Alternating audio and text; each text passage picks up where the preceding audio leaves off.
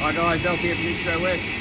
Just want to show you one of our ultrasonic level transmitters, the LUT 400 series. This is an LUT 420. There's a new version of this out now, the LUT 500, or the LT 500 I should say. Carries over some of the great benefits of this. What I want to show you is how reliable this thing is.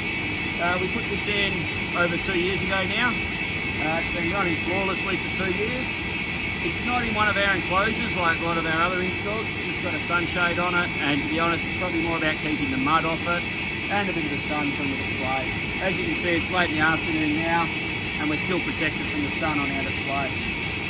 It's running the original transducer that was in this plant when we put it in. So it did have an older style Ultrasonic on it. If you look down there, you'll see the original transducer.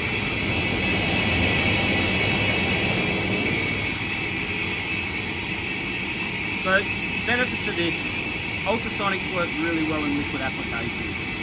Don't be upsold to radars. You don't need to be upsold to radars in most of the liquid applications. You can do it cheaper, simpler, easier, more reliable than a quality ultrasonic unit. These are a 4-wire unit. We can get a 2-wire version, or 2-wire units as well. They're a bit different to this.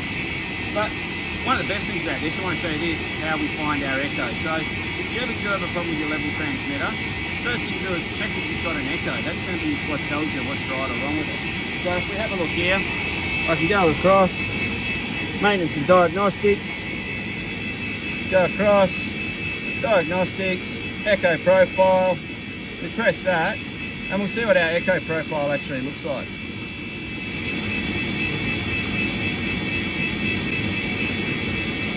Have a look at that. So, let's tell you what this information here is telling us. It's telling us that our echo confidence is 24.